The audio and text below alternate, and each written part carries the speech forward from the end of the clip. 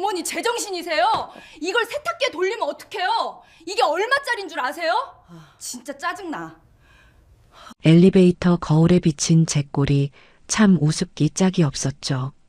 양손에는 손가락이 끊어질 듯 무거운 보따리가 들려 있었고 이마에는 땀방울이 송글송글 맺혀 굴러떨어지고 있었으니까요. 새벽 4시부터 일어나 설친 탓에 머리카락은 헝클어져서 이리저리 뻗쳐 있었고 아끼던 개량 한복도 땀에 젖어 눅눅해져 있었어요. 남들이 보면 영락없이 고생만 하고 산 촌로로 보였겠지만 제 마음만은 구름 위를 걷는 것처럼 둥둥 떠 있었어요. 눈에 넣어도 안 아픈 내 자식, 아들 동수놈 얼굴 본 지가 벌써 2달이 넘었거든요. 이번에 싸들고 온 음식은 평소에 해다 주던 잡채나 갈비찜 따위가 아니었어요. 며느리 지수 입맛이 워낙 까다롭고 유별나야죠. 그래서 큰맘 먹고 준비한 게 최상급 한우 꼬리뼈였어요. 핏물 빼는 데만 반나절 기름 걷어내며 불 앞에 서서 꼬박 사흘 밤낮을 고아 만든 진국 중의 진국이었죠. 국물이 어찌나 뽀얗고 진한지 식으면 묵처럼 굳어버릴 정도였어요. 거기에다가 통영수역 공판장에서 경매받자마자 직송으로 올린 싱싱한 굴을 듬뿍 넣고 태양초, 고춧가루 팍팍 뿌려 갓 버무린 굴보쌈, 김치까지 챙겼어요. 이거면 아무리 입맛 까다로운 며느리라도 밥 한 그릇은 뚝딱 비울 거라고 확신했죠. 며느리가 처녀적부터 굴이라면 자다가도 벌떡 일어난다는 걸 제가 기억하고 있었으니까요. 도어락 비밀번호를 누르려다 손가락이 허공에서 잠시 멈칫했어요. 혹시나 그새 비밀번호를 바꿨을까봐 겁이 덜컥 나더라고요. 다행히 삑삑거리는 경쾌한 소리와 함께 문이 열렸어요. 그런데 현관에 들어서자마자 훅 끼쳐오는 건 사람 사는 온기가 아니라 코를 찌르는 퀴퀴하고 묵은 냄새였어요. 신발장에는 어지럽게 벗어놓은 구두와 운동화들이 뱀 허물처럼 널브러져 있었고 거실까지 이어지는 긴 복도에는 택배 박스들이 산성처럼 쌓여 있었죠. 발 디딜 틈도 없어서 까치발을 들고 지나가야 할 판이었어요. 어휴, 이게 다 뭐냐? 사람이 사는 집인지 쓰레기장인지 모르겠네. 혼잣말을 삼키며 무거운 짐을 들고 낑낑거리며 거실로 들어섰어요. 소파에는 며느리가 늘어진 엿가락처럼 누워 텔레비전을 보고 있더군요. 제가 들어오는 인기척을 느꼈을 텐데도 고개조차 돌리지 않더라고요. 한참을 서서 거친 숨을 몰아쉬자 그제야 며느리가 귀찮다는 듯 고개를 슬쩍 돌렸어요. 어머니 오셨어요?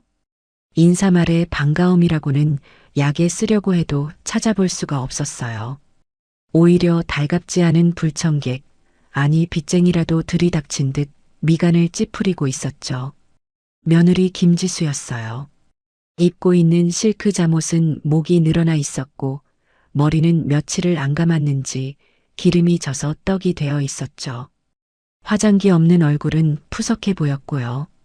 저는 짐을 식탁 위에 쿵 하고 내려놓으며 애써 밝은 목소리로 말했어요. 분위기를 좀 띄워보려고요. 그래, 잘 있었니? 동수는 어디 갔니? 주말인데 집에 없니? 방에서 자요. 어제 늦게까지 게임하느라 새벽에 잤거든요. 근데 어머니 연락도 없이 무슨 일이세요? 저희 오늘 아무 스케줄 없이 푹 쉬기로 했는데요. 며느리의 말투에는 날선 가시가 촘촘히 박혀 있었어요. 연락을 안 하고 온 건 제 불찰이라 쳐도 시어머니가 이 무거운 짐을 들고 땀을 뻘뻘 흘리며 들어왔으면 예의상이라도 일어나서 짐을 받아주는 신용은 해야 하는 거 아닌가요?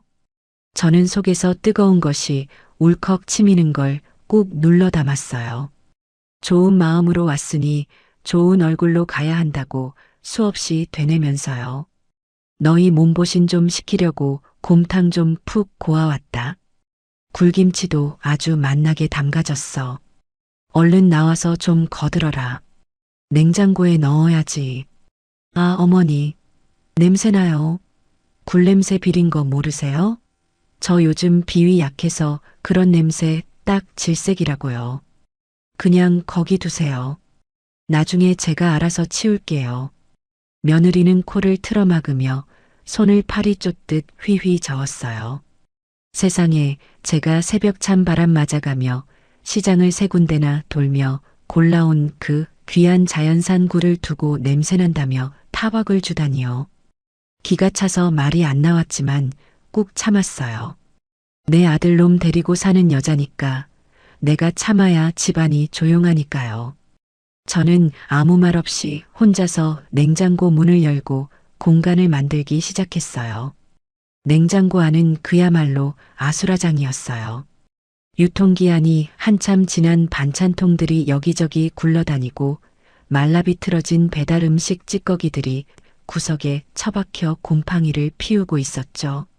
먹다 남은 치킨 무 국물이 흘러서 선반에 눌어붙어 있었고요. 이걸 보니 억장이 무너지는 것 같았어요. 내 귀한 아들이 이런 걸 먹고 사나 싶어서 가슴이 미어지더라고요. 지수야, 냉장고 정리 좀 하고 살지 그러니? 썩은 내가 진동을 한다. 이러다 병나겠다. 아, 진짜. 오시자마자 잔소리 시작이세요? 요즘 누가 촌스럽게 집에서 밥 해먹는다고 그래요? 다 시켜 먹지. 그리고 냉장고는 제발 건드리지 마세요. 제 살림이에요. 제가 알아서 한다고요. 며느리는 소파에서 엉덩이 한 번 떼지 않고 짜증 섞인 목소리로 쏘아붙였어요. 저는 깊은 한숨을 내쉬며 가져온 음식들을 겨우겨우 구석에 밀어 넣었어요. 그때 안방 문이 벌컥 열리고 아들 이동수가 부스스한 얼굴로 걸어 나왔어요. 저는 반가운 마음에 고무장갑 낀 손도 잊고 아들에게 다가갔죠. 동수야, 일어났니? 엄마 왔다. 밥은 먹었니? 아, 엄마 왔어? 왜 이렇게 일찍 왔어? 피곤해 죽겠는데. 아들은 눈곱도 떼지 않은 채 하품을 쩍 하더군요. 저를 보는 눈빛이 반가움은커녕 귀찮음으로 가득 차 있었어요. 40이 넘은 나이에도 여전히 철이 없는 아들을 보니 가슴 한구석이 답답해져 왔죠. 제가 이 녀석을 어떻게 키웠는데요? 남편 일찍 보내고 시장 바닥 좌판에서 생선 비린내 맡아가며 손이 갈라지고 터지도록 일해서 남부럽지 않게 키웠어요.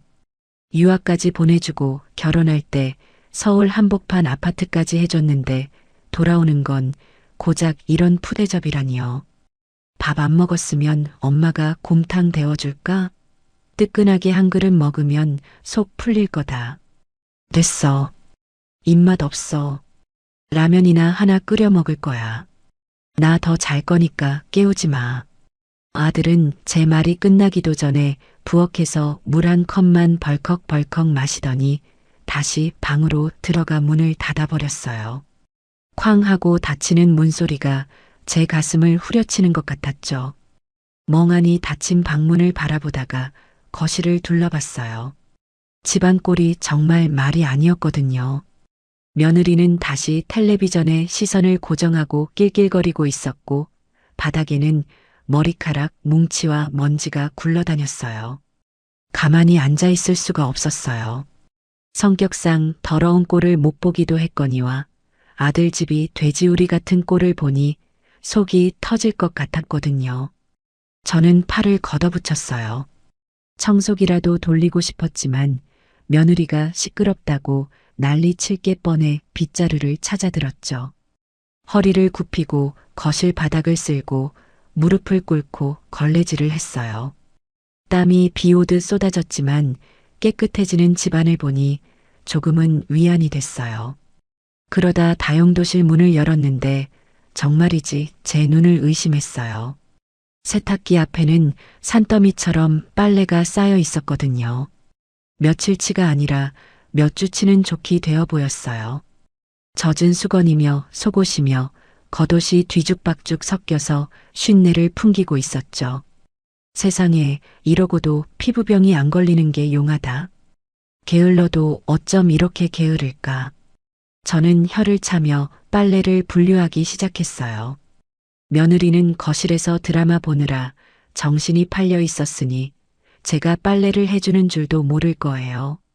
나중에 깨끗하고 뽀송뽀송하게 빨래해서 널어놓으면 며느리도 조금은 고마워하겠지.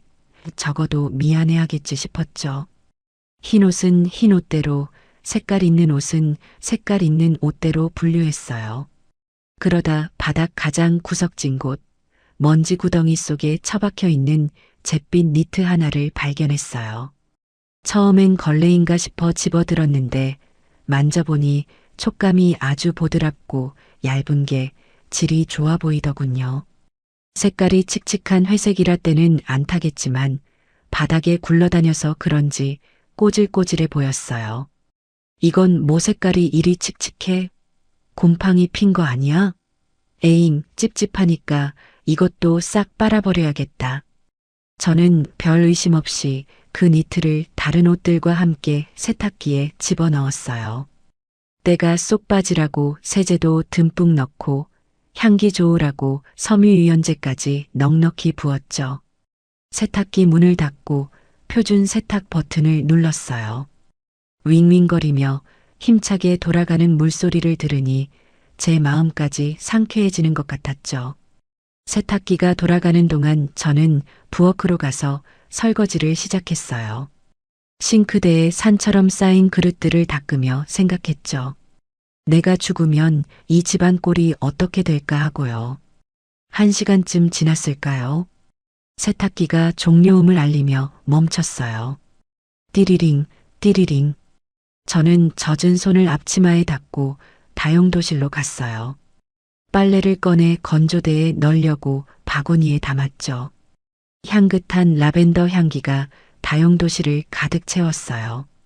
기분 좋게 빨래를 하나씩 꺼내는데 마지막으로 그 잿빛 니트를 꺼내 드는 순간 뭔가 이상함을 감지했어요. 분명히 아까 넣을 때는 성인 여자 품에 넉넉하게 맞을 크기였는데 지금 제 손에 들린 건 유치원생이나 입을 법한 강아지 옷처럼 작아져 있었거든요. 어머 어머, 이게 왜 이러지? 왜 이렇게 쪼그라들었어? 저는 당황해서 니트를 이리저리 잡아당겨 봤지만 뻣뻣하게 굳어버린 니트는 요지부동이었어요. 펠트천처럼 딱딱해져서 늘어나지도 않았죠.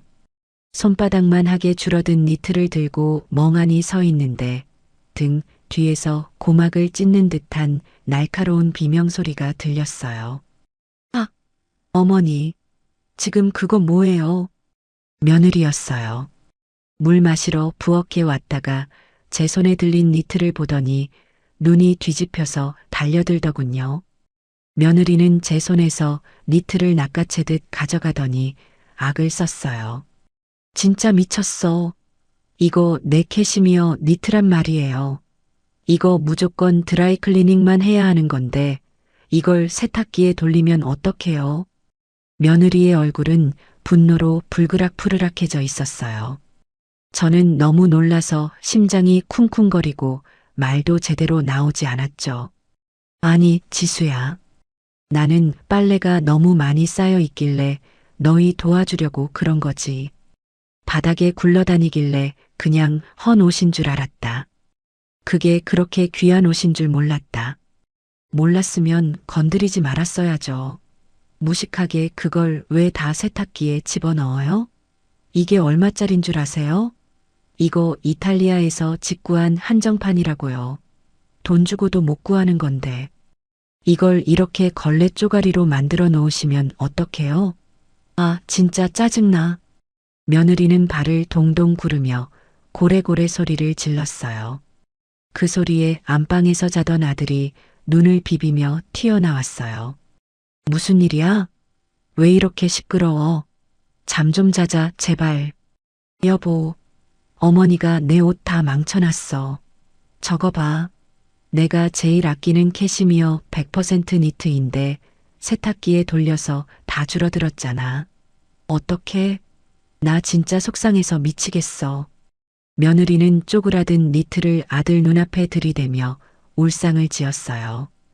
아들은 그 니트를 보더니 미간을 잔뜩 찌푸리며 저를 쏘아봤어요.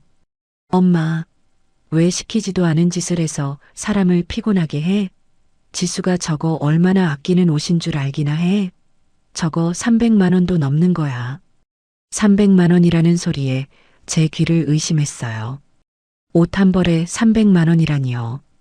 저는 평생 시장에서 장사하며 콩나물값 500원 깎으려고 아등바등 살았는데 며느리는 그 돈으로 옷 한 벌을 사입고 있었던 거예요. 제 피 같은 돈이 저렇게 허망하게 쓰이고 있었다니. 하지만 그보다 더 기가 막힌 건 아들의 태도였어요. 야, 이동수, 너 지금 엄마한테 그게 할 소리니? 나는 너희 생각해서 냄새나는 빨래 좀 해준 것뿐이다. 그게 그렇게 죽을 죄를 지은 거냐? 그리고 옷이야 다시 사면 되는 거 아니냐? 제 말에 며느리가 비웃듯 코웃음을 쳤어요. 다시 사요? 어머니, 이거 지금 돈 있어도 못 구해요. 그리고 어머니가 무슨 돈으로 사주실 건데요? 어머니 돈 많으세요? 맨날 돈 아깝다, 돈 없다 하시면서 이거 변상해 주실 능력은 되세요? 며느리의 말투는 비아냥거림 그 자체였어요. 제 재산이 얼만지 짐작도 못하면서 저런 소리를 짓거리는 게 우스웠지만 지금은 제 자존심이 짓밟히는 기분이었죠. 너 말이 좀 심하구나. 시어머니한테 그게 무슨 말버릇이니? 말버릇 따지기 전에 남의 살림 다 망쳐놓은 거 사과부터 하셔야죠. 아, 진짜 열받아. 꼴 보기 싫어 죽겠네, 정말. 며느리는 니트를 바닥에 패대기 치며 소리를 질렀어요. 저는 그 모습에 충격을 받아 몸이 부들부들 떨렸어요. 그때 아들이 한숨을 푹 쉬며 제 팔을 잡았어요. 아, 진짜 엄마 때문에 미치겠다. 엄마, 오늘은 그냥 가. 지수 화나서 더 있으면 싸움만 나니까. 얼른 가라고. 아들은 제 등을 거칠게 떠밀었어요. 저는 버티고 서서 아들을 올려다 봤죠. 눈물이 그렁그렁 맺혔어요. 동수야, 너 지금 엄마 보고 가라는 거니? 밥 한 끼도 못 얻어먹고 청소해주고 빨래해주고 욕만 바가지로 먹고 가라는 거니? 내 처가 엄마한테 이래도 가만히 있을 거니? 아, 누가 청소해달라고 했어? 누가 빨래해달라고 했냐고. 그냥 가만히 계시지. 왜 일을 벌여서 이 사단을 만들어? 나 피곤하니까 제발 좀 가라고요. 아들은 제 팔을 잡아 끌고 현관 쪽으로 질질 끌고 갔어요. 저는 힘없이 끌려갔죠. 아들의 손길이 어찌나 매정한지 뼈가 시리도록 아팠어요. 현관 앞에 다다르자 며느리가 식탁 위에 있던 제 가방을 들고 나왔어요. 그리고 현관문 밖으로 획 하고 던져버리더군요. 가방이 바닥에 나뒹굴며 철퍼덕 소리를 냈어요. 안녕히 가세요. 당분간 오지 마세요. 저 진짜 얼굴 보고 싶지 않으니까요. 전화도 하지 마세요. 며느리는 싸늘하게 쏘아붙이고는 획 돌아섰어요. 아들은 신발장 구석에 있던 제 신발을 발로 툭 차서 밖으로 내보냈어요. 엄마, 조심히 가. 나중에 연락할게. 그러고는 쾅 하고 문을 닫아버렸어요. 도어락 잠기는 소리가 띠리릭 하고 들려왔죠. 저는 맨발로 차가운 복도 바닥에 덩그러니 서 있었어요. 굳게 닫힌 철문이 마치 넘을 수 없는 거대한 벽처럼 느껴졌죠. 밖으로 내동댕이 쳐진 낡은 가방과 삐딱하게 놓인 신발 한 짝을 보니 헛웃음이 터져 나왔어요. 허허, 내가 저런 것들을 자식이라고. 내 배 아파서 낳은 자식이라고. 다리가 후들거려서 서 있을 수가 없었어요. 저는 주저앉아 떨리는 손으로 신발을 구겨 신었어요.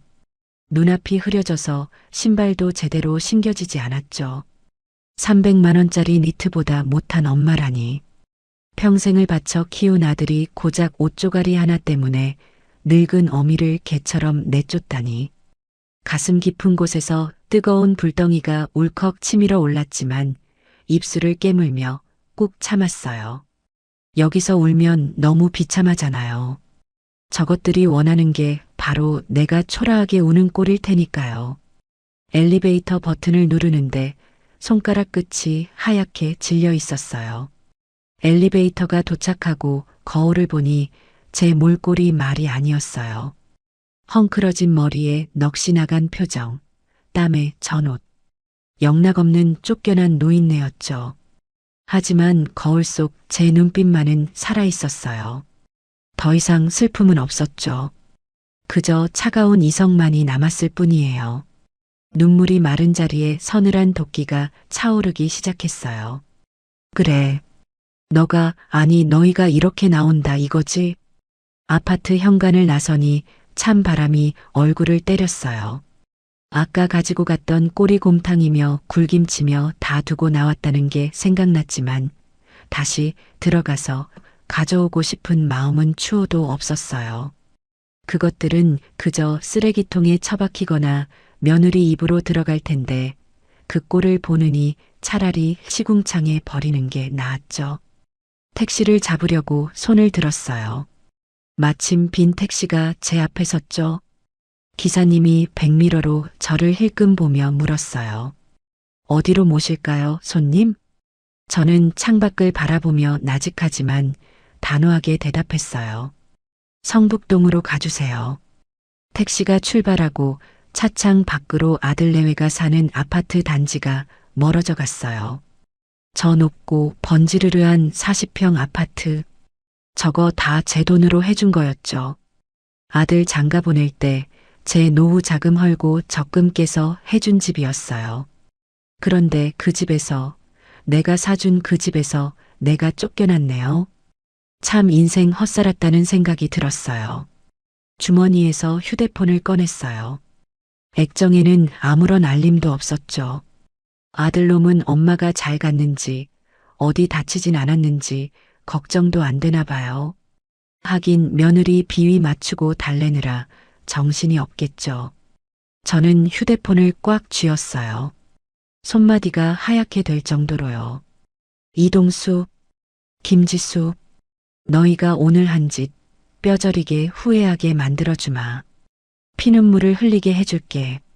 저는 더 이상 자식만을 위해 희생하는 호구 같은 어머니 김미자가 아니었어요.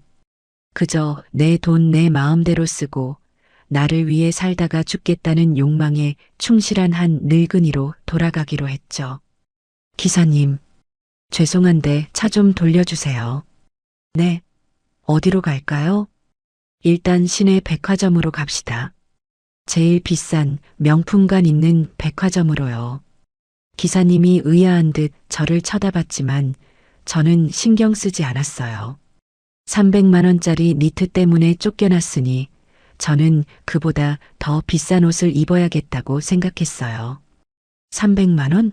아니, 3천만 원어치를 사입을 거예요. 그리고 그게 시작이었죠. 내 인생의 진짜 주인으로 살기 위한 첫걸음말이에요. 창밖 풍경이 빠르게 스쳐 지나갔지만 제 머릿속은 그 어느 때보다 또렷하고 맑아지고 있었어요. 오늘 흘린 눈물값은 반드시 이자까지 쳐서 받아낼 거니까요. 아주 톡톡히 말이죠. 택시에서 내리자마자 백화점의 거대한 회전문이 저를 압도하듯 반짝거리고 있었어요. 평소 같았으면 전기세 아깝다고 쳐다보지도 않았을 그 화려한 조명이 오늘은 왠지 저를 환영하는 불빛처럼 느껴지더라고요. 낡은 개량 한복에 운동화 차림으로 회전문을 밀고 들어서니 1층 명품관 특유의 짙은 향수 냄새와 서늘한 에어컨 바람이 훅 끼쳐왔어요. 주눅이 들 법도 했지만 저는 오히려 허리를 꼿꼿하게 폈어요. 주머니 속에 든 카드가 든든한 무기라도 되는 양 움켜쥐었죠. 매장 직원들이 저를 힐끔거리는 게 느껴졌어요. 저 할머니는 뭐하러 왔나 하는 눈빛이었죠. 예전 같으면 그 시선이 부끄러워서 고개를 숙였겠지만 지금은 아니었어요. 며느리가 300만 원짜리 니트 때문에 날 내쫓았는데 내가 여기서 기죽을 이유가 뭐 있겠어요. 저는 가장 눈에 띄는 마네킹이 입고 있는 코트를 가리키며 직원에게 다가갔어요. 아가씨, 저거 한번 입어볼 수 있나? 직원은 잠깐 멈칫하더니 상냥하지만 어딘가 영혼 없는 목소리로 대답하더군요. 손님, 저 상품은 이번 시즌 신상이라 가격대가 좀 있는데요. 500만 원대입니다. 은근히 무시하는 말투였죠. 제가 돈이 없어 보였나 봐요. 저는 코웃음을 치며 지갑에서 블랙카드를 꺼내 들었어요. 아들놈 사업한다고 할 때 만들어줬던 그 카드 말고 제 명의로 된 진짜 알짜배기 VIP 카드였죠. 돈 없어서 못 입어볼까봐 그러오. 500만 원이든 5천만 원이든 상관없으니까 사이즈 맞는 걸로 가져와 봐요. 그리고 저기 걸린 원피스랑 구두도 다 가져오고. 직원의 눈이 휘둥그레지더니 태도가 180도 바뀌더군요. 아이고, 사모님 몰라 배웠습니다 하면서 굽신거리는 꼴이 참 우습기도 하고 씁쓸하기도 했어요. 돈이 이렇게 무서운 거구나. 사람 대접을 달라지게 하는구나 싶었죠. 탈의실 거울 앞에 서서 새 옷을 입은 제 모습을 바라봤어요. 칠순이 넘은 나이라 여기저기 주름이 자글자글하고 살도 빠져서 볼품없을 줄 알았는데 비싼 옷을 걸치니 제법 태가 나더라고요. 거울 속에 저는 더 이상 며느리 눈치나 보는 쭈그려 앉은 시어머니가 아니었어요. 이거 계산해요. 입고 갈 거니까 택 떼고. 아, 그리고 저기 진열된 가방도 하나 줘요. 제일 가볍고 비싼 걸로. 일시불로 긁히는 카드 영수증을 받아드는데 손이 떨리기는커녕 10년 묵은 체증이 내려가는 것 같았어요. 평생 자식 입에 뭐 하나 더 넣어주려고 아등바등 살았던 지난 날들이 주마등처럼 스쳐 지나갔죠. 내가 미쳤지. 내가 정말 미쳤었지. 이 돈이면 내가 이렇게 호강하며 살 수 있었는데.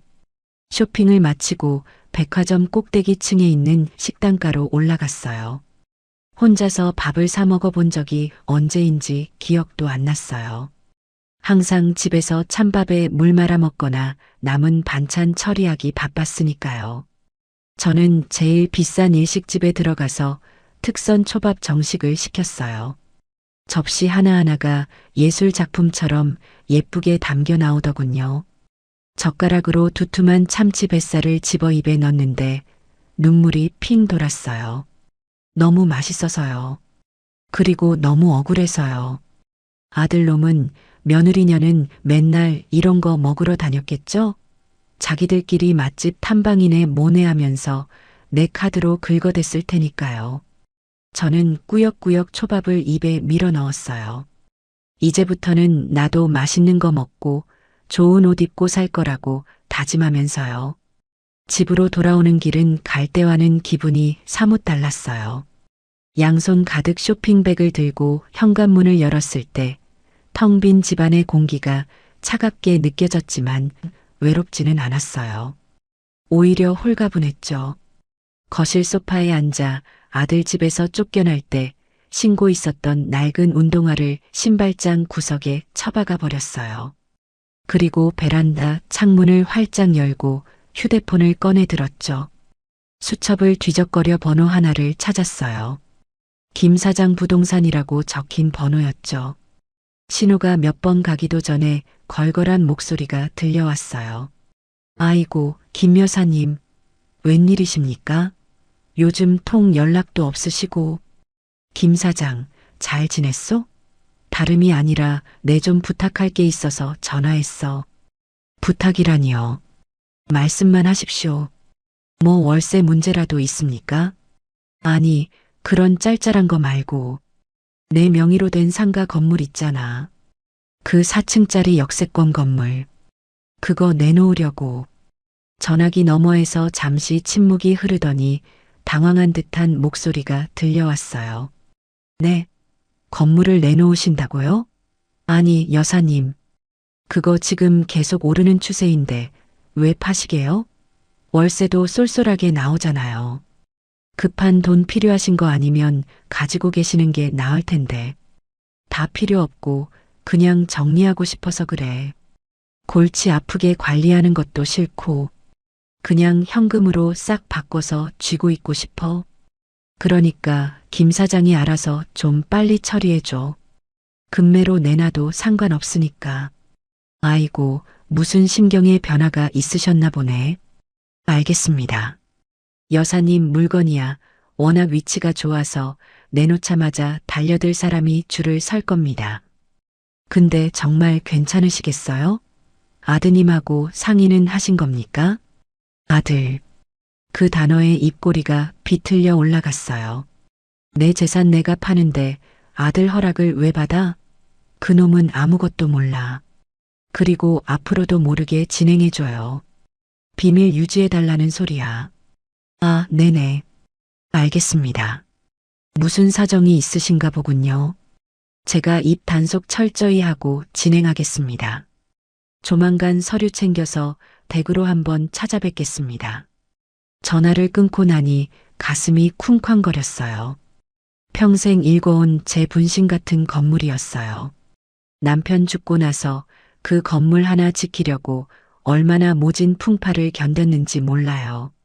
그런데 그걸 판다고 생각하니 시원섭섭하기도 했지만 후회는 없었어요. 건물 가지고 있어봤자 나중에 아들놈이 자기 거라고 우기기나 할 테고 며느리는 그 건물 믿고 저렇게 기고만장한 거 아니겠어요? 돈줄을 끊어버려야지. 그래야 정신을 차리지. 저는 안방으로 들어가 장롱 깊숙한 곳에 보관해 둔 등기 권리증들을 꺼내 보았어요. 누렇게 바랜 종이들이지만 저에게는 훈장 같은 것들이었죠. 이것들을 다 현금으로 바꾸면 내 노후는 황제처럼 살 수 있을 거예요. 실버타운? 아니요. 실버타운도 좁아요. 세계 일주를 하든 최고급 호텔에서 살든 내 마음대로 할 거예요. 밤이 깊었지만 잠이 오지 않았어요. 거실에 앉아 텔레비전을 켰지만 내용은 눈에 들어오지 않았죠. 문득 식탁 위에 올려둔 휴대폰을 봤어요. 혹시나 하고 봤지만 역시나 아들이나 며느리에게서는 전화 한 통, 문자 하나 없었어요. 괘씸한 것들. 엄마가 짐 싸들고 나갔는데 밥은 먹었는지 어디 가서 자는지 걱정도 안 되나 봐요. 하긴 제가 쫓겨날 때 그 표정들을 보면 기대하는 게 바보죠. 저는 부엌으로 가서 냉장고를 열었어요. 꽉 차 있던 반찬통들을 하나씩 꺼내 음식물 쓰레기 봉투에 담기 시작했어요. 아들 오면 주려고 담가뒀던 김치, 며느리 좋아한다고 해서 재워둔 LA 갈비, 손주 생기면 먹이려고 얼려둔 사골 국물까지. 전부 다요. 아깝다 생각 말자. 어차피 똥 될 거. 음식물 쓰레기 봉투가 터질 듯 꽉 찼어요. 그걸 들고 밖으로 나가 분리수거함에 툭 던져버렸죠. 빈 냉장고를 보니 제 마음도 텅 빈 것 같으면서도 한편으로는 아주 깨끗하게 청소된 기분이었어요. 다시 채우면 되니까요. 이제는 남을 위한 음식이 아니라 오로지 저만을 위한 맛있는 것들로 꽉 채울 생각이었죠. 침대에 누워 천장을 바라보며 생각했어요. 내일은 미용실에 가서 머리부터 해야겠다고요. 뽀글뽀글한 파마머리 말고 사모님들 하는 우아한 드라이 머리로 바꿔야지. 그리고 네일아트라는 것도 한번 받아봐야지. 손톱에 때 낄 틈 없이 일만 했던 내 손에도 예쁜 색칠 한번 해줘야지. 그렇게 상상을 하니 스르르 잠이 오더라고요.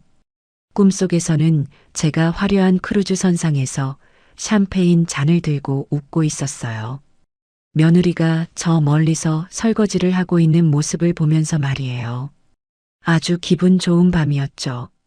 다음 날 아침 눈을 뜨자마자 몸이 찌뿌둥한 게 아니라 개운했어요. 어제 백화점에서 사온 새 잠옷의 감촉이 보들보들하니 좋아서 더 그랬나 봐요. 느긋하게 일어나 원두커피를 내렸어요. 믹스커피가 아니라 향긋한 원두향이 집안에 퍼지니 진짜 부잣집 사모님이 된 기분이었죠. 그런데 오후쯤 되었을까 모르는 번호로 전화가 왔어요. 받을까 말까 하다가 받았는데 귀에 익은 목소리가 들리더라고요. 아들의 고등학교 동창이자 건너 부동산 쪽 일을 한다는 박서방이었어요. 어머니, 저 민수입니다. 잘 지내셨어요? 아, 그래. 민수 오랜만이네. 무슨 일이니? 아, 별일은 아니고요. 제가 소문을 좀 들어서요. 어머니 상가 건물 내놓으셨다면서요? 그 알짜배기를요. 소문 한번 참 빠르기도 하죠. 어제 내놨는데 벌써 동네방네 퍼진 모양이었어요. 그래. 뭐 그렇게 됐다. 근데 그건 왜?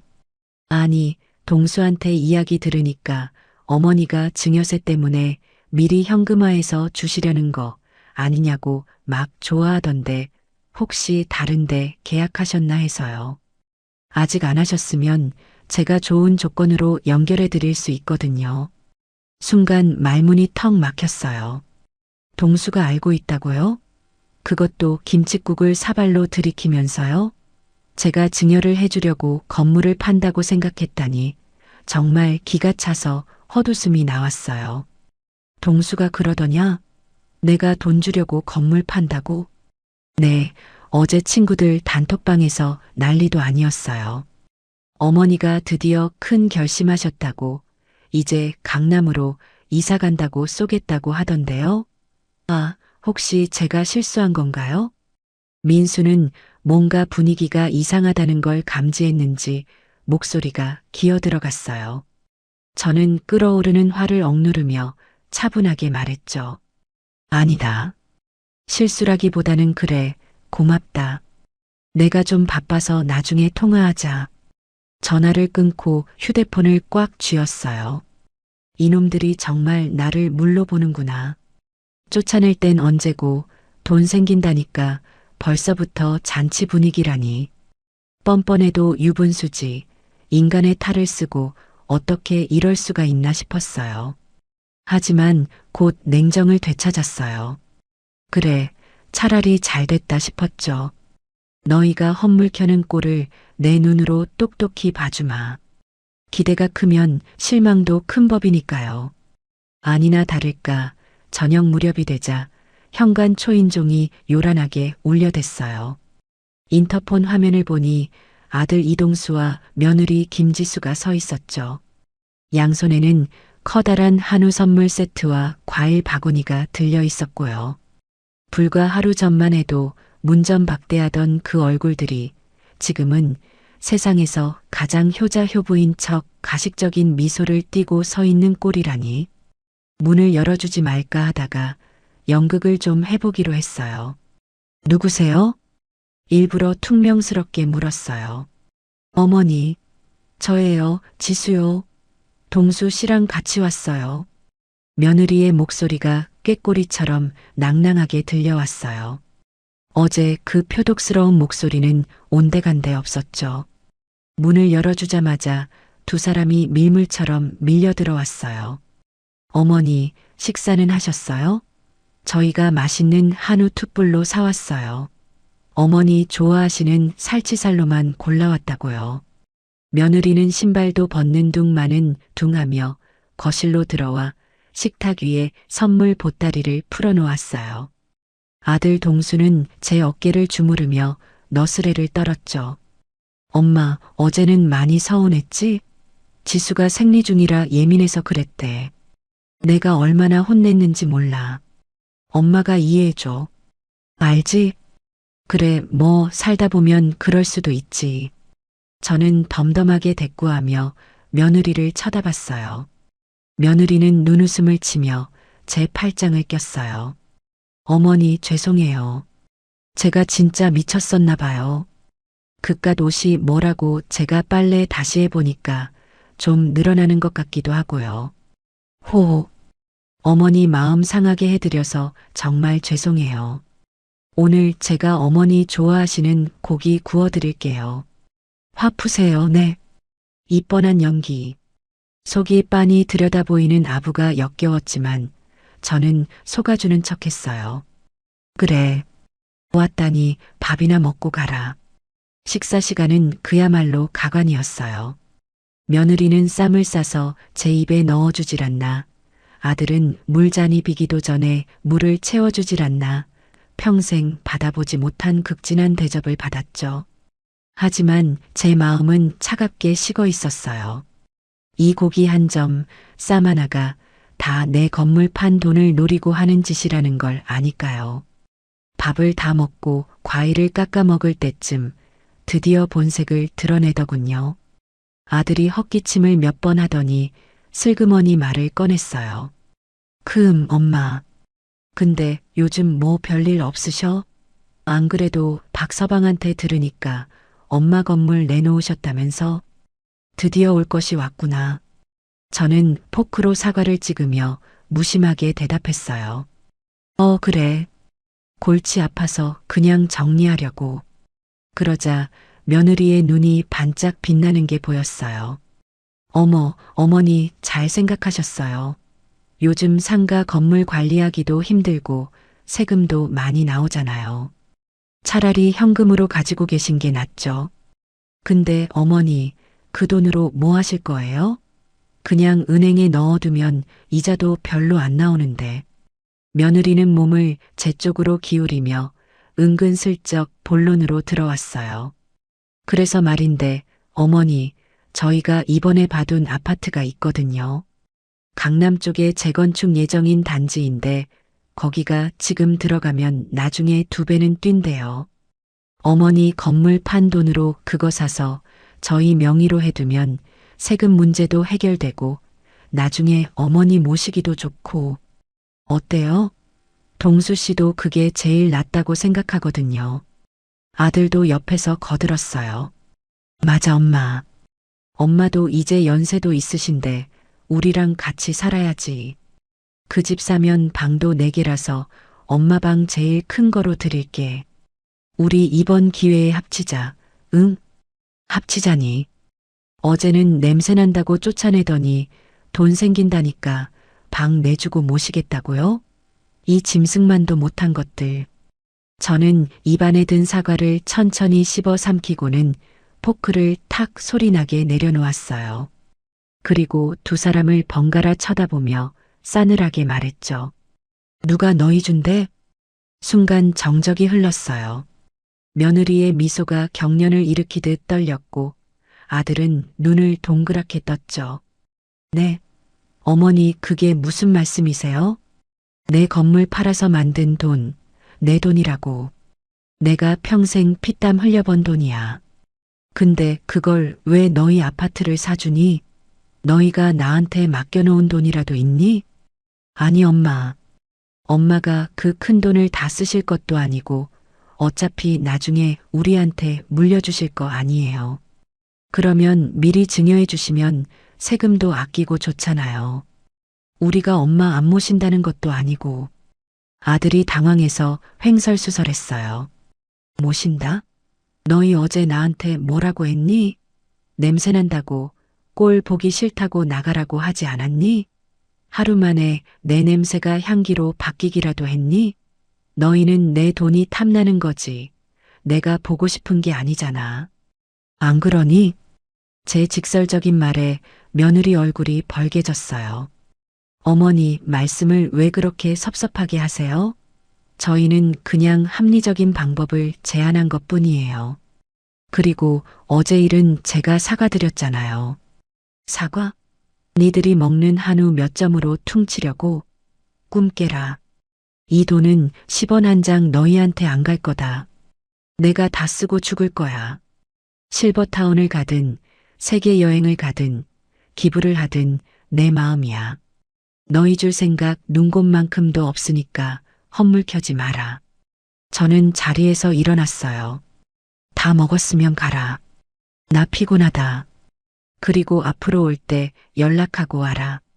비밀번호 바꿀 거니까. 아들과 며느리는 꿀먹은 벙어리가 되어 서로 눈치만 봤어요.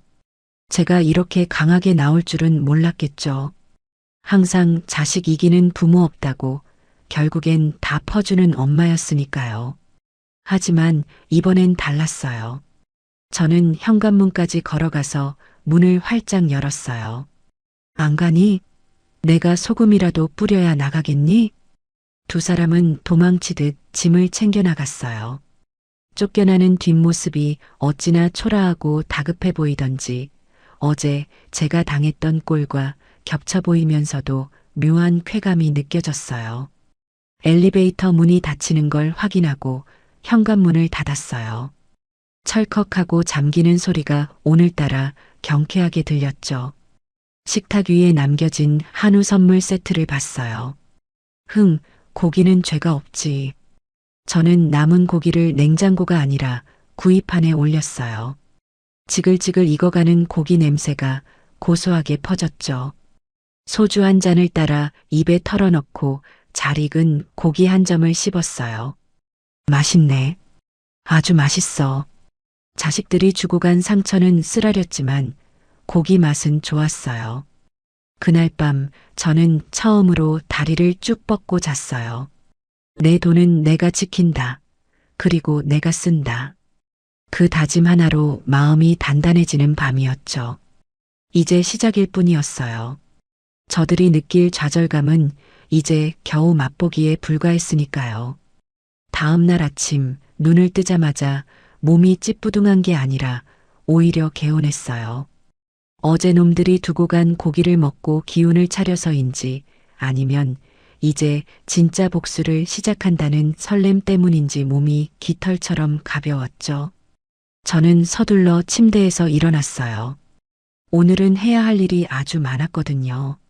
샤워를 하고 화장대 앞에 앉아 평소에는 잘 찍지 않던 분도 바르고 립스틱도 짙게 발랐어요. 그리고 어제 백화점에서 사온 제일 비싼 옷을 꺼내 입었죠.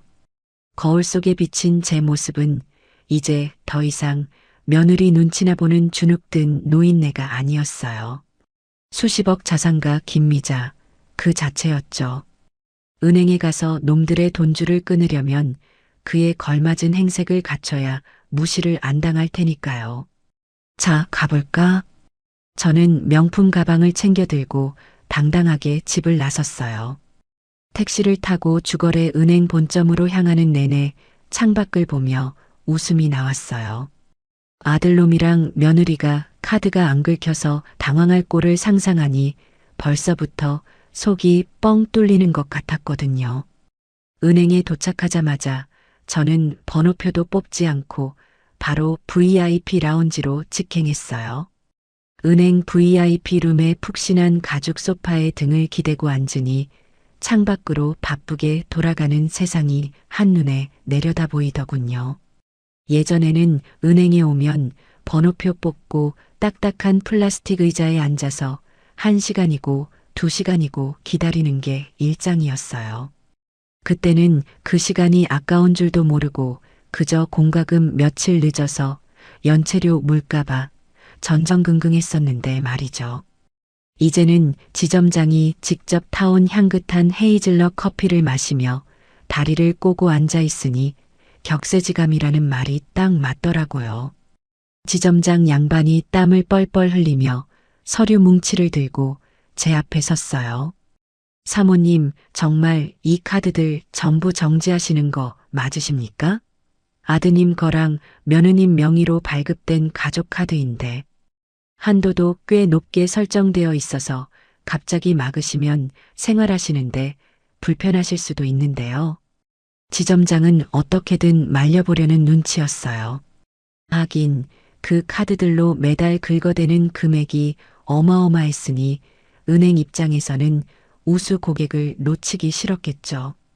며느리가 백화점에서 긁어대는 명품 가방값이며 아들놈이 친구들 만나서 술 마시고 골프 치러 다니는 비용이 다 제 통장에서 빠져나가고 있었으니까요. 저는 커피잔을 천천히 내려놓으며 지점장을 빤히 쳐다봤어요. 불편하라고 정지하는 거예요. 편하게 살라고 쥐어준 게 아니었는데 그것들이 그걸 권리인 줄 알더라고요. 싹 다 잘라버려요. 오늘 지금 이 시간부로 단돈 10원도 결제 안 되게 막아줘요. 그리고 매달 25일에 아들 통장으로 자동 이체되던 생활비 300만 원. 그것도 오늘부로 해지해줘요. 아, 네, 알겠습니다. 사모님 뜻이 정그러시다면야. 지점장이 타닥타닥 키보드를 두드리는 소리가 제 귀에는 마치 전쟁터의 북소리처럼 웅장하게 들렸어요. 처리되었습니다라는 말이 떨어지기가 무섭게 제 휴대폰이 진동하기 시작하더군요. 안 봐도 뻔했죠. 아들 아니면 며느리일 테니까요.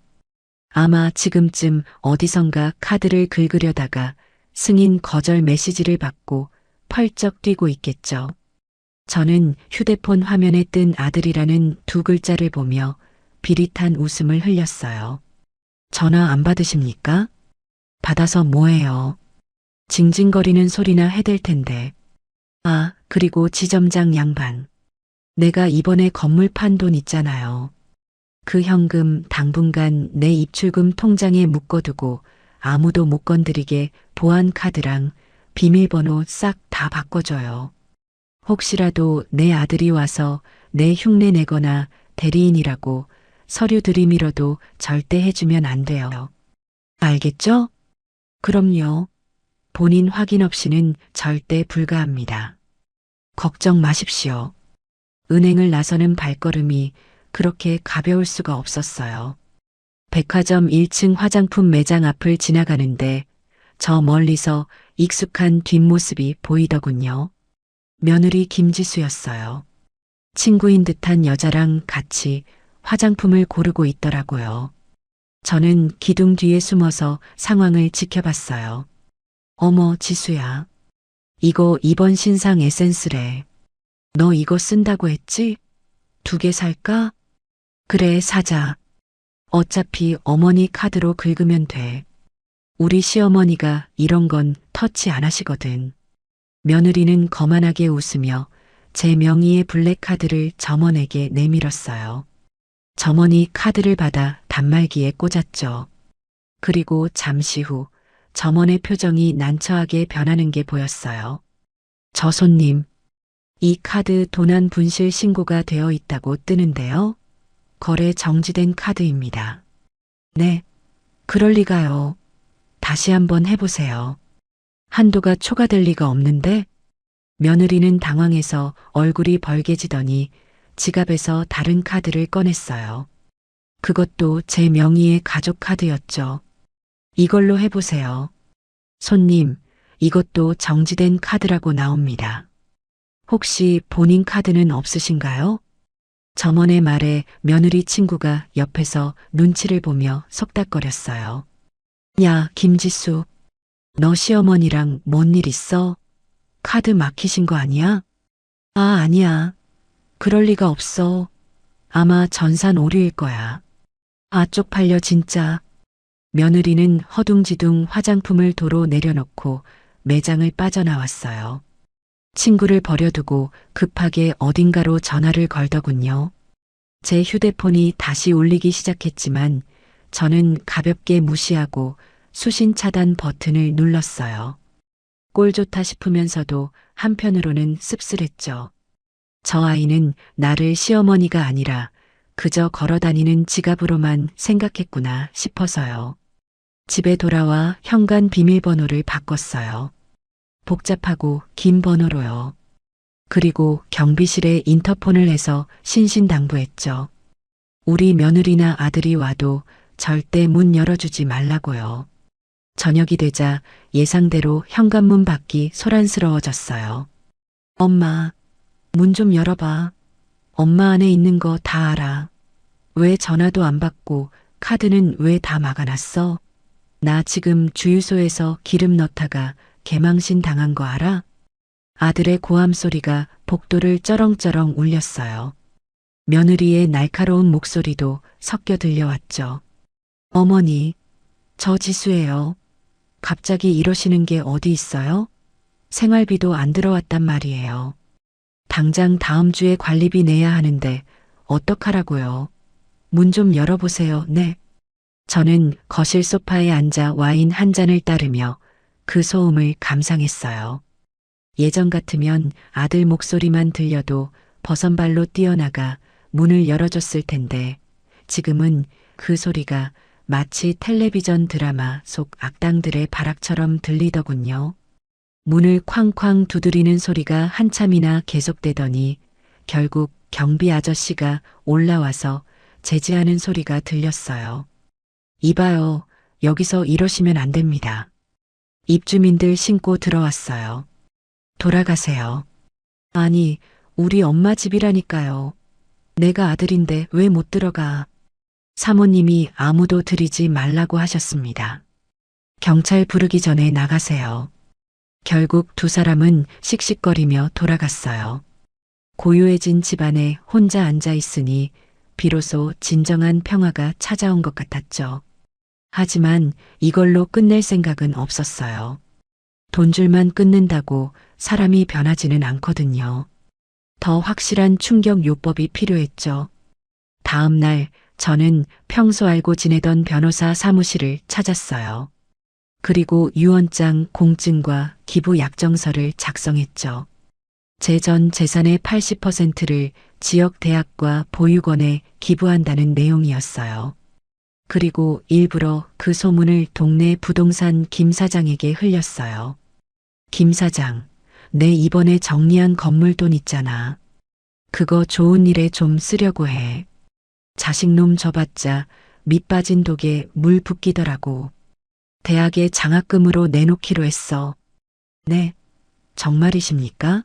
아이고, 사모님 대단하십니다. 근데 아드님이 가만히 있을까요? 가만히 안 있으면 어쩔 거야. 내 돈인데. 소문 좀 많이 내줘. 나중에 딴소리 못하게.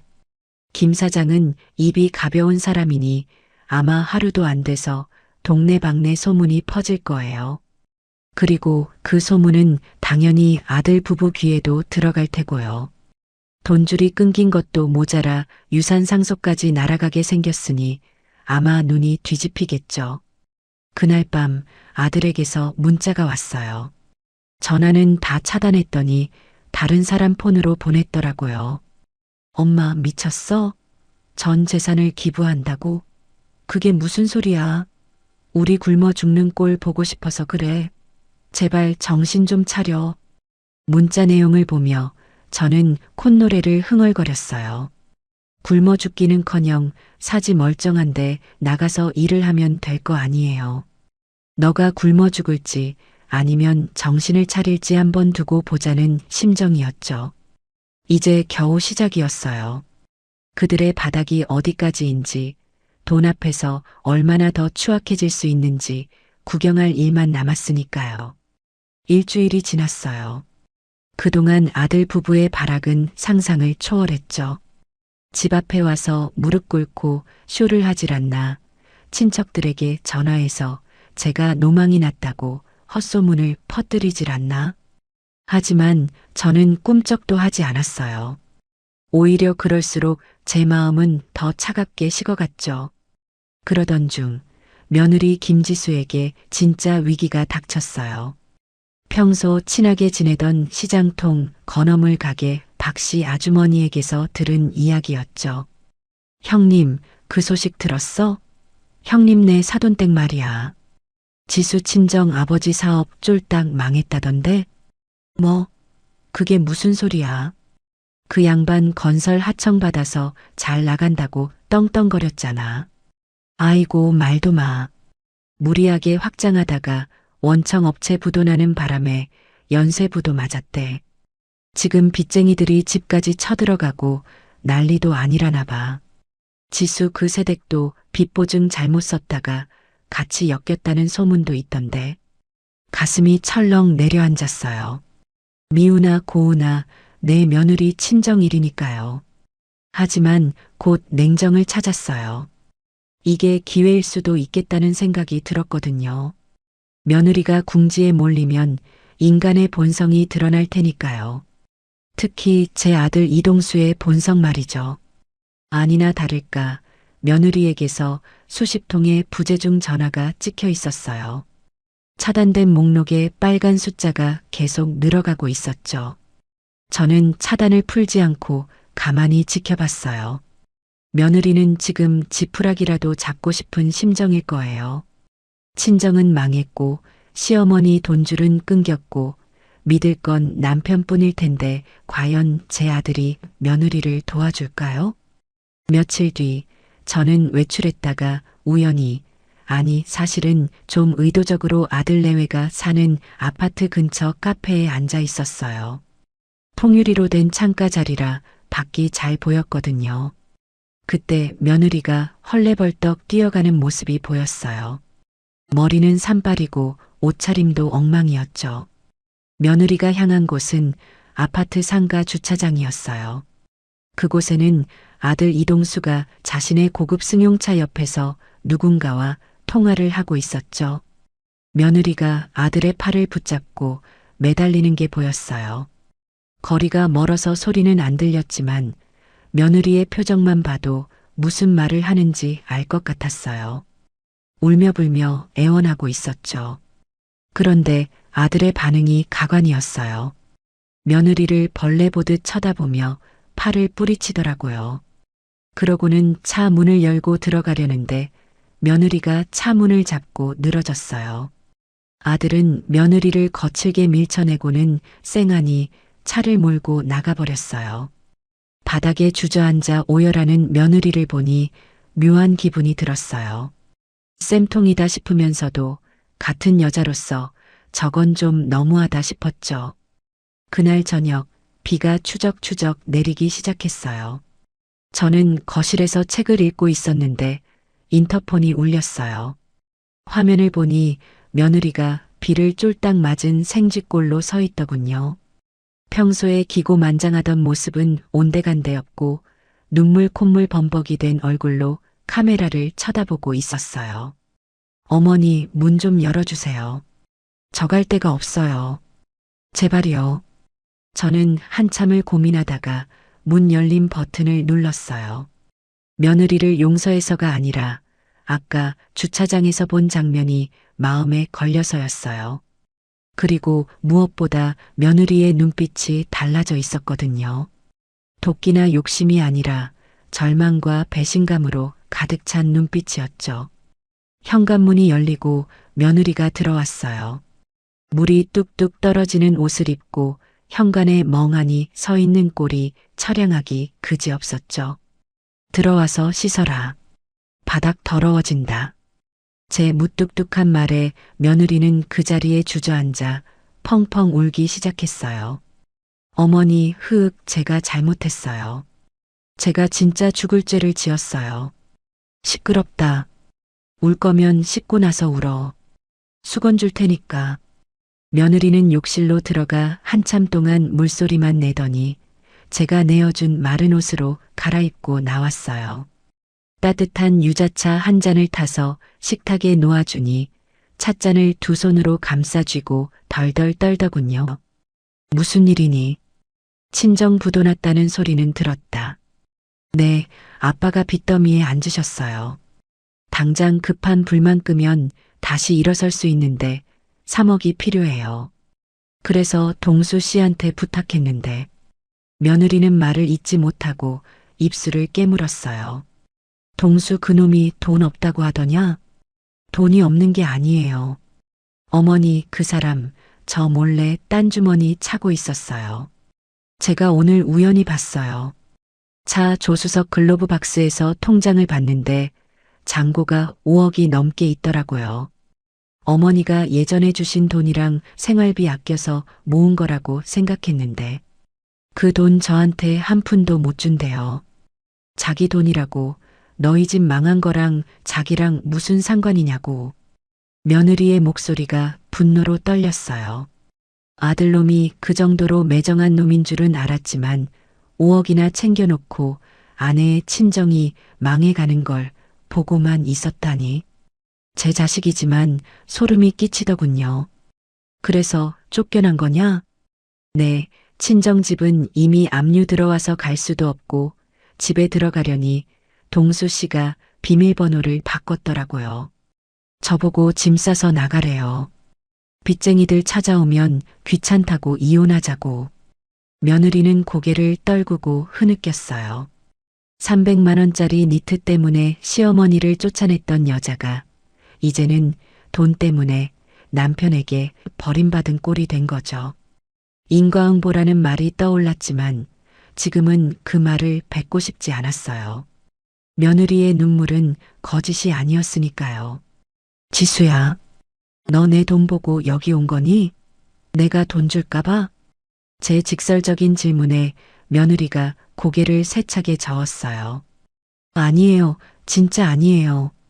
물론 돈 생각 안 났다면 거짓말이겠지만 지금은 돈보다 그냥 너무 억울하고 분해서요.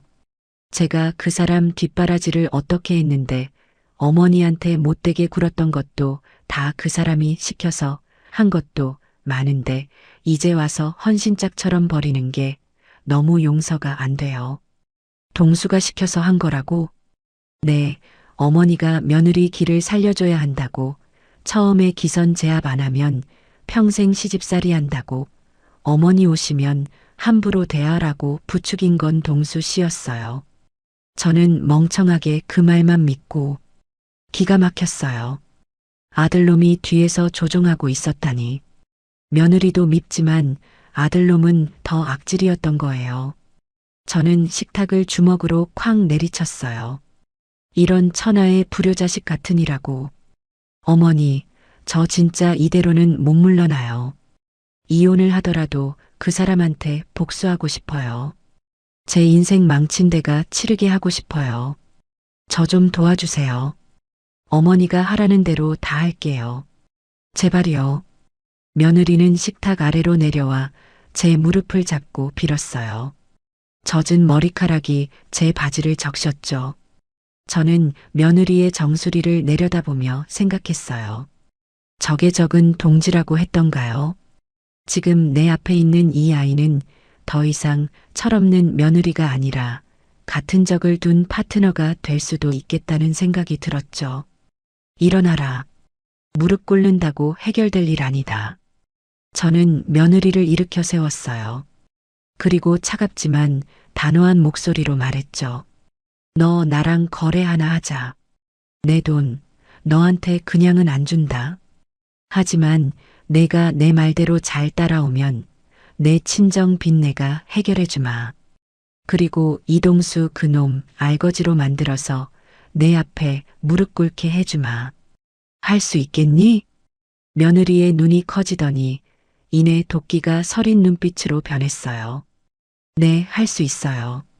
아니, 하게 해주세요. 그 인간 파멸하는 꼴, 제 눈으로 꼭 보고 싶어요. 좋아. 그럼 일단 밥부터 먹어라.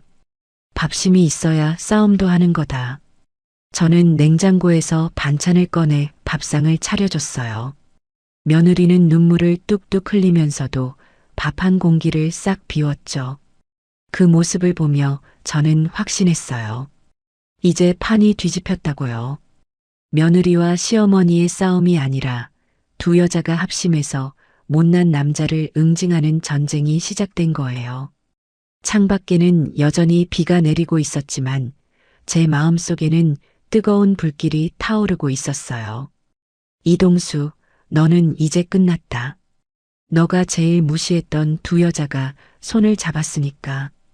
내일이 기다려지는 밤이었어요. 며느리는 거실 소파에서 웅크리고 잠이 들었어요. 저는 안방에서 밤새 잠을 설쳤죠. 아들놈의 배신감이 뼈에 사무쳤거든요. 5억이라니. 그 돈이면 며느리 친정 급한 불은 끄고도 남았을 텐데 자기 마누라가 중내 사내하는데도 눈 하나 깜짝 안 했다는 게 믿기지가 않았어요. 게다가 나를 그렇게 구박하도록 뒤에서 사주했다니. 생각할수록 피가 거꾸로 솟는 것 같았죠. 아침에 일어나니 며느리가 벌써 일어나서 청소를 하고 있더군요. 걸레질하는 솜씨가 영 어설펐지만 예전처럼 뺀질거리지는 않았어요. 저를 보더니 깍듯하게 고개를 숙였어요. 안녕히 주무셨어요, 어머니. 아침 준비했어요. 식탁에는 계란국과 김치볶음이 차려져 있었어요. 솜씨는 없었지만 노력한 흔적이 역력했죠. 마주 앉아 밥을 먹는데 며느리가 조심스럽게 입을 열었어요. 어머니, 사실 드릴 말씀이 있어요. 어제는 경황이 없어서 말을 못했는데 동수 씨가 만나는 사람이 있는 것 같아요. 여자가 있단 말이냐? 여자라기보다는 어떤 남자랑 계속 붙어 다녀요. 최 실장이라고 부르던데 투자 전문가라고 하더라고요. 동수 씨가 그 사람 말이라면 죽는 신용도 해요. 그 5억도 그 사람한테 투자한다고 모아둔 돈인 것 같아요. 그리고 며느리는 잠시 망설이더니 휴대폰을 꺼내 녹음 파일을 재생했어요. 아들의 목소리가 흘러나왔죠. 아, 실장님. 우리 엄마 건물 판 돈, 그거 확실히 땡겨올 수 있는 거죠? 지금 엄마가 기부한다고 난리쳐서 미치겠어요. 걱정 마십시오, 이사장님. 제가 다 설계해 놨습니다. 일단 어머니 치매 진단서부터 끊으세요. 요즘 병원 원장들하고 커넥션 있어서 돈 좀 쓰면 가짜 진단서 만드는 건 일도 아닙니다. 치매로 몰아서 성년후견인 지정받으면 어머니 재산관리권 다 이사장님이 가져올 수 있습니다. 기부약정서, 치매 환자가 쓴 거라 무효라고 하면 그만입니다. 와, 역시 최 실장님, 천재십니다. 그럼 제가 일단 엄마 좀 구슬려서 병원 한번 모시고 갈게요. 건강검진 받는 척하고. 녹음 파일을 듣는 내내 손이 부들부들 떨려서 숟가락을 놓칠 뻔했어요. 치매, 나를 정신병자로 몰아서 재산을 가로채? 이건 폐륜을 넘어서 범죄였어요.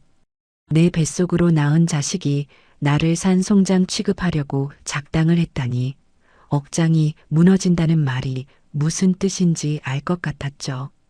이거 언제 녹음한 거니? 그저께요. 동수 씨 잘 때 몰래 폰 보다가 자동 녹음된 거 옮겨놨어요. 어머니, 저 사람 사기꾼 같아요. 동수 씨 지금 저 최 실장이라는 사람한테 완전히 홀려 있어요. 그래, 잘했다. 아주 큰 건을 잡았구나.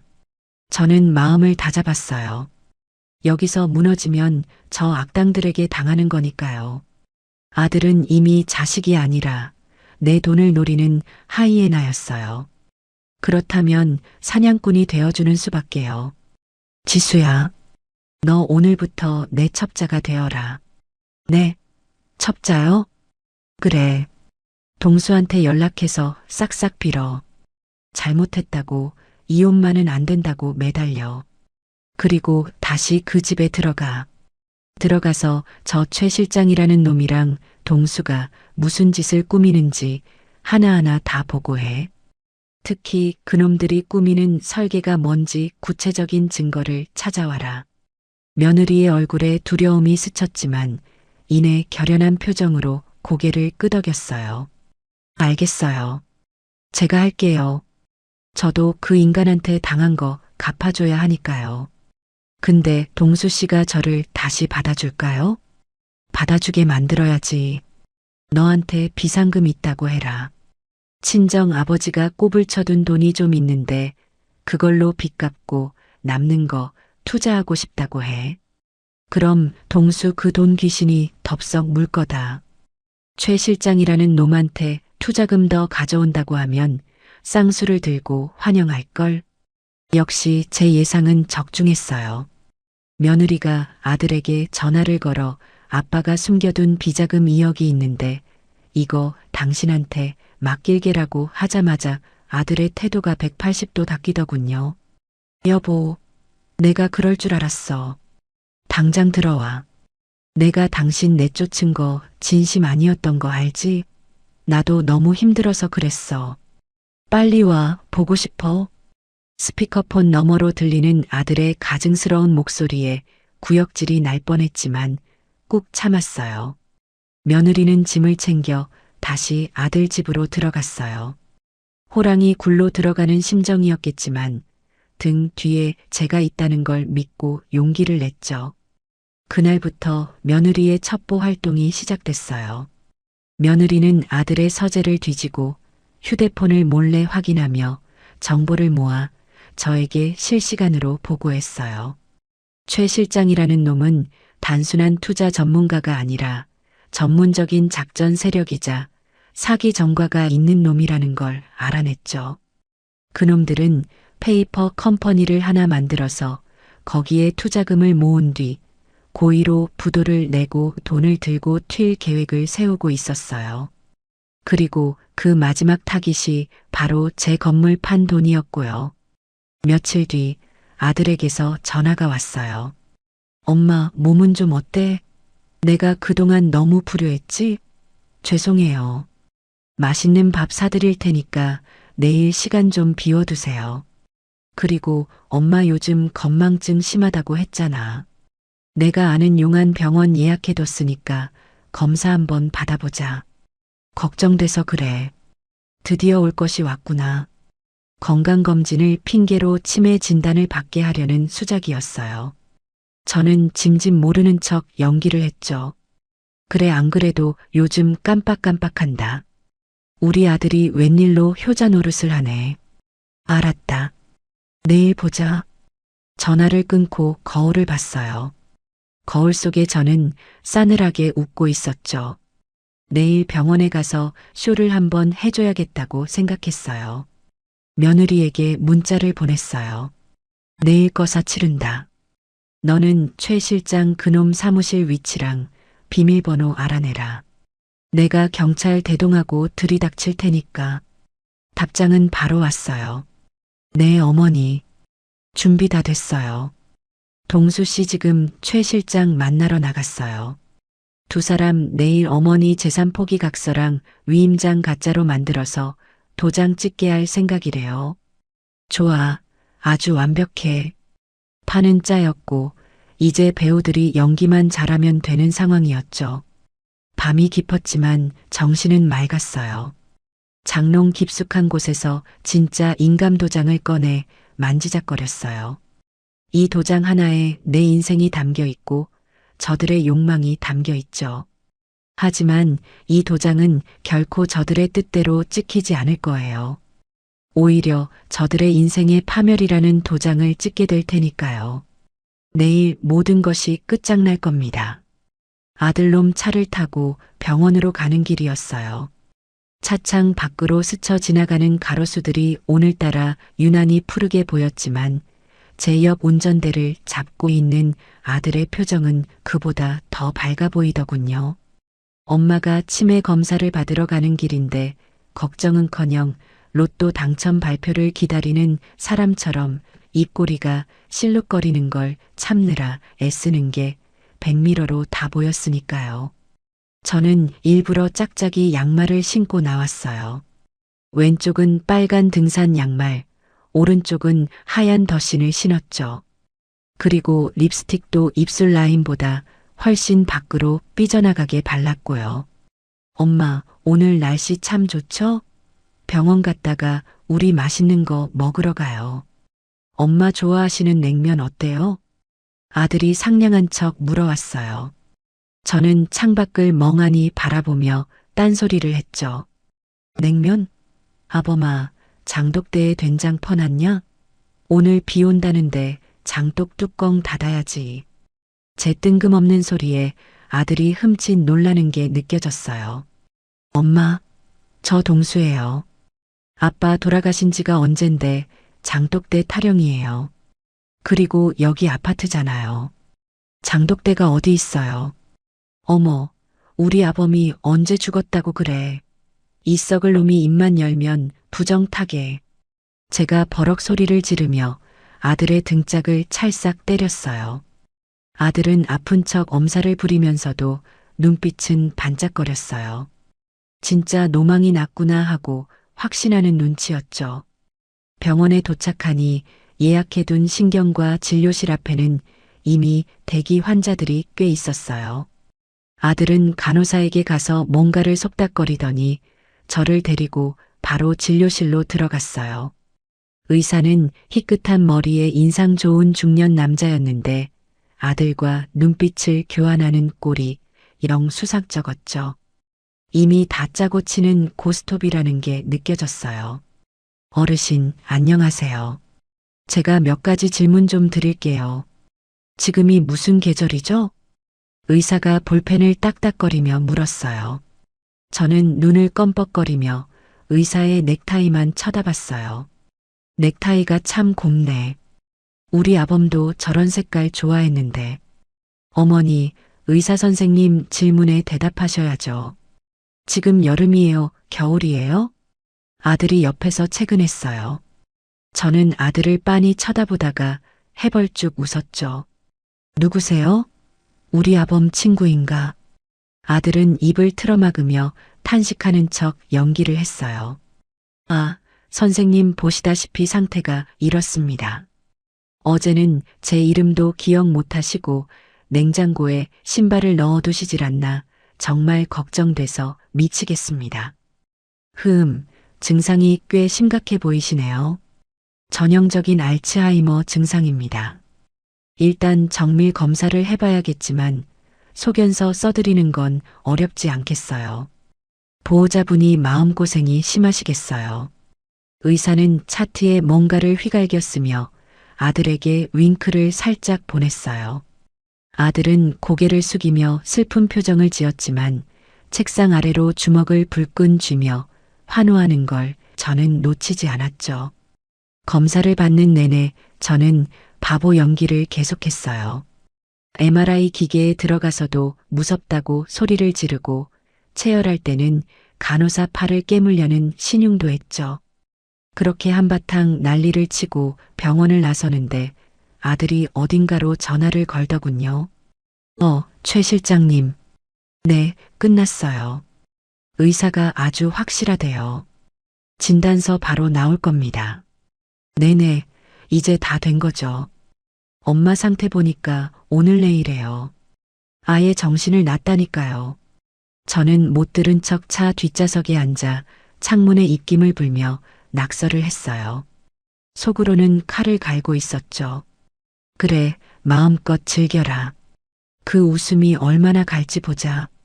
집으로 돌아오니 며느리 지수가 문을 열어줬어요. 며느리는 저를 보자마자 눈짓으로 신호를 보냈어요. 모든 준비가 끝났다는 신호였죠. 어머님 오셨어요? 검사는 잘 받으셨어요? 댁은 누구쇼? 제가 며느리도 못 알아보는 척하자 아들이 신발을 벗으며 신이 나서 떠들었어요. 지수야, 엄마 진짜 심각해. 나도 못 알아보고 너도 못 알아봐. 아까는 의사 보고 아빠 친구냐고 그러더라니까. 와, 진짜 치매가 무섭긴 무섭네. 어머, 정말이요? 세상에 어떡해요. 그럼 이제 어머니 재산 관리는 어떻게 해요? 이렇게 정신 없으신데 큰일 날 수도 있잖아요. 며느리가 바람을 잡았어요. 그러니까 말이야. 그래서 내가 성년후견인 신청하려고. 그 전에 일단 어머니 인감이랑 중요 서류부터 우리가 챙겨놔야 해. 혹시라도 엄마가 정신 나간 김에 엉뚱한데 기부라도 해버리면 큰일이잖아. 아들은 거실을 서성거리며 노골적으로 본색을 드러냈어요. 저는 소파에 앉아 텔레비전 리모컨을 귀에 대고 전화 받는 신용을 했어요. 여보세요? 거기 짜장면 집이죠? 여기 짜장면 2그릇만 갖다 줘요. 우리 아범이 배고프대. 아이고, 엄마. 그거 리모컨이에요. 아, 진짜 미치겠네. 아들은 짜증을 내면서도 제 행동을 즐기고 있었어요. 그때 며느리가 아들 옆구리를 찌르며 작은 목소리로 말했죠. 여보, 지금이 기회야. 어머니 정신 팔려 있을 때 금고 확인해봐. 내가 아까 청소하다가 봤는데 어머니가 안방 장롱 깊숙한 곳에 금고 열쇠 숨겨두는 거 봤어. 진짜? 어디 있는데? 저기 자개장 맨 아래 서랍 안쪽에 쌈지 지갑 있잖아. 거기에 열쇠 들어있더라. 그리고 금고는 화장대 뒤편 벽에 숨겨져 있어. 며느리의 정보는 정확했어요. 물론 제가 그렇게 알려주라고 시킨 거였지만요. 아들은 눈이 뒤집혀서 안방으로 뛰어들어갔어요. 저는 멍하니 앉아 있다가 며느리에게 윙크를 딱 해줬죠. 며느리도 살짝 미소를 지으며 고개를 끄덕였어요. 잠시 후 안방에서 신봤다 하는 환호성은 아니지만 억눌린 웃음소리가 들려왔어요. 찾았다. 찾았어. 와, 대박이다 진짜. 아들이 안방에서 뛰쳐나왔어요. 품에는 붉은색 인주가 묻은 인감도장과 누런 서류 봉투를 소중하게 안고 있었죠. 지수야, 이거 봐. 엄마 인감도장이랑 땅 문서, 건물 매각 대금 입금된 통장까지 다 있어. 이거면 끝난 거야. 이제 최 실장님 만나서 명예 이전만 하면 이 돈 다 우리 거야. 정말? 우와, 당신 능력 좋다. 근데 여보, 그거 진짜 맞아? 확인해 봤어? 며느리가 일부러 의심스러운 척 물었어요. 당연하지. 내가 엄마 도장 모양을 모르냐? 초등학교 때부터 봐오던 건데. 그리고 이 땅 문서 봐봐. 등기필증 스티커까지 딱 붙어 있잖아. 확실해. 아들은 서류를 넘겨보며 침을 꿀꺽 삼켰어요. 그 서류들 제가 어젯밤에 문방구에서 산 종이에다가 인터넷 보고 대충 비슷하게 만든 가짜였어요. 인감도장도 시장 도장 파는 집에서 5,000원 주고 새로 판 막도장이었고요. 하지만 이미 눈앞에 수십억이 왔다 갔다 하는 아들 눈에는 그게 진품 명품으로 보였겠죠. 욕심이 눈을 가리면 똥인지 된장인지도 구분 못한다더니 딱 그 짝이었어요. 어머니, 저 배고파요. 밥 줘요. 제가 칭얼거리자 아들은 서류를 급하게 가방에 챙겨 넣으며 말했어요. 엄마, 배고파? 지수야, 엄마 밥 좀 차려드려. 나는 지금 급하게 나갈 때가 있어서 최 실장님이랑 약속 잡아야 하거든. 여보, 밥은 먹고 가지. 그리고 그렇게 중요한 거 들고 가는데 나도 같이 가면 안 돼? 나도 불안해서 그래. 며느리가 아들을 붙잡았어요.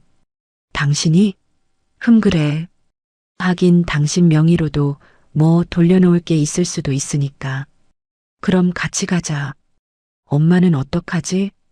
어머니는 그냥 텔레비전 틀어드리고 가면 돼. 문 잠그고 가면 어디 못 나가시잖아. 빨리 갔다 오자. 나도 그 최 실장이라는 사람 얼굴 좀 보고 싶어. 며느리의 말에 아들은 잠시 고민하더니 고개를 끄덕였어요. 그래, 그러자. 엄마, 우리 잠깐 나갔다 올 테니까 얌전히 있어요. 냉장고 뒤지지 말고. 두 사람은 서둘러 옷을 입고 나갔어요. 현관문이 닫히고 도어락 잠기는 소리가 나자마자 저는 벌떡 일어났어요. 굽은 허리를 쫙 펴고 삐져나온 립스틱을 손등으로 쓱 닦아냈죠. 어우, 연기하려니 삭신이 쑤시네. 저는 안방으로 들어가서 숨겨둔 진짜 휴대폰을 꺼냈어요. 그리고 어디론가 전화를 걸었죠. 박 형사님? 저 김미자입니다. 네, 지금 미끼를 물었습니다. 네, 그놈들 지금 사무실로 이동 중일 거예요. 네, 주소는 며느리가 실시간으로 찍어 보낼 겁니다. 저도 지금 바로 출발하겠습니다. 네, 현행범으로 잡아주셔야 해요. 확실한 증거물 다 그놈들 손에 들려보냈으니까요. 전화를 끊고 옷장을 열었어요. 며느리가 저 쫓겨날 때 던져버렸던 그 촌스러운 개량 한복 말고 며칠 전 백화점에서 샀던 제일 비싼 정장을 꺼내 입었죠. 진주 목걸이도 하고 머리도 드라이기로 우아하게 빗어 넘겼어요. 거울 속에 비친 저는 더 이상 치매 노인이 아니었어요. 복수의 여신이었죠. 자, 이제 쇼타임이다. 이동수, 최가놈. 너희 오늘 제삿날인 줄 알아라. 저는 택시를 부르고 집을 나섰어요. 택시 안에서 며느리에게 문자가 왔어요. 어머니, 강남구 역삼동 빌딩 5층이에요. 윈스타 투자 파트너스라는 간판 달고 있어요. 지금 도착했어요. 분위기 보니까 오늘 바로 계약서 쓰자고 할 것 같아요. 빨리 오세요. 그래, 알았다. 쫄지 말고 자연스럽게 해라. 거의 다 왔다. 택시가 강남대로를 질주했어요. 빌딩 숲 사이로 해가 지고 있었고 붉은 노을이 하늘을 뒤덮고 있었죠. 마치 곧 벌어질 피 튀기는 전쟁을 예고하는 것 같았어요. 제 심장은 두근거렸지만 두려움 때문이 아니었어요. 흥분 때문이었죠. 평생을 바쳐 키운 자식이 괴물이 되어버린 걸 확인하는 건 슬픈 일이지만 그 괴물을 내 손으로 처단하는 건 또 다른 의미의 모성애라고 생각했어요. 잘못된 걸 바로잡는 것, 그게 진짜 어미의 역할이니까요. 엘리베이터가 5층에서 멈추고 문이 열리자 윈스타 투자 파트너스라는 금장 현판이 번쩍거리고 있었어요. 겉보기에는 아주 그럴싸해 보이는 사무실이었죠. 입구에는 화환들이 늘어서 있고 안쪽에서는 클래식 음악이 은은하게 흘러나오고 있었어요. 하지만 제 코에는 사기꾼들 특유의 썩은 내가 진동하는 것 같았죠. 저는 경찰들이 도착할 때까지 비상구 계단 쪽에 숨어서 며느리가 보내주는 상황 중계를 기다리기로 했어요. 이어폰을 꽂고 며느리가 몰래 켜둔 통화 연결음을 통해 안쪽 상황을 듣기 시작했죠. 아이고, 이 사장님, 오셨습니까? 기다리고 있었습니다. 기름진 목소리의 남자가 환대하는 소리가 들렸어요. 최 실장이라는 놈이겠죠. 실장님, 제가 해냈습니다. 이거 보세요. 엄마 인감이랑 서류 싹 다 가져왔습니다. 아들놈의 목소리는 흥분으로 가늘게 떨리고 있었어요. 와, 역시 이 사장님 결단력 하나는 끝내주십니다. 어디 한번 볼까요? 오, 확실하네요. 이 정도면 게임 끝났습니다. 오늘 바로 투자 약정서랑 위임장에 도장 찍으시죠. 제가 미리 서류 다 준비해 놨습니다. 종이가 팔락거리는 소리가 들렸어요. 저기 실장님. 근데 이 투자라는 게 수익률이 300% 확실한 거죠? 저희 어머니 전 재산이 들어가는 거라. 며느리가 일부러 떨리는 목소리로 질문을 던졌어요. 며느리의 연기력도 제법이었죠. 사모님. 걱정 붙들어 매십시오. 저희가 이번에 들어가는 프로젝트가 동남아 리조트 개발건인데 이미 현지 정부랑 이야기 다 끝난 겁니다. 다음 달에 착공 기사 뜨면 주가는 천정부지로 솟을 겁니다. 300%요? 에이, 그건 기본이고 잘하면 10배도 갑니다. 이 기회 놓치시면 평생 후회하십니다. 최 실장의 화려한 언변에 아들은 이미 넘어가 있었어요. 여보, 실장님 말 못 믿어? 내 친구 민수도 여기 투자해서 대박 났잖아. 당신은 그냥 잠자코 있어. 내가 알아서 다 불려줄 테니까. 실장님, 도장 어디다 찍으면 됩니까? 여기요? 네네. 여기 감란에 어머님 인감 찍으시고 여기 대리일란에 이 사장님 도장 찍으시면 됩니다. 그리고 이체는 이쪽 법인 계좌로 바로 싸주시고요. 통장 비밀번호는 아시죠? 네, 엄마 생신이에요. 052로. 아들놈은 제 생일은 기억하고 있었네요. 비밀번호로 쓰려고 기억한 거겠지만요. 저는 주먹을 꽉 쥐었어요. 이제 곧 경찰이 들이닥칠 타이밍이었어요. 자, 그럼 찍습니다. 쿵, 쿵. 도장 찍는 소리가 이어폰을 통해 선명하게 들려왔어요. 제 심장도 쿵쿵 뛰었죠. 축하드립니다. 이제 이 사장님은 대한민국 1% 부자 대열에 합류하신 겁니다. 오늘 파티라도 해야겠는데요? 하하. 감사합니다, 실장님. 다 실장님 덕분이죠. 여보, 봤지? 나 이제 회장님 소리 듣는 거야. 샴페인 따는 소리가 팡하고 들렸어요. 그들의 욕망이 절정에 달한 순간이었죠. 바로 그때였어요. 자, 지금입니다. 진입하세요. 제가 비상구 문을 박차고 나가며 소리쳤어요. 동시에 엘리베이터 문이 열리고 사복 경찰 5명이 우르르 쏟아져 나왔죠. 동작 그만. 다 꼼짝 마. 사무실 안은 순식간에 아수라장이 됐어요. 샴페인 잔을 들고 있던 아들과 최 실장은 얼어붙은 채 눈을 동그랗게 떴죠. 저는 경찰들 뒤를 따라 당당하게 걸어 들어갔어요. 또각또각 구두 굽소리가 사무실 정막을 깼어요. 엄마. 아들은 귀신이라도 본 듯 사색이 되어 뒷걸음질 쳤어요.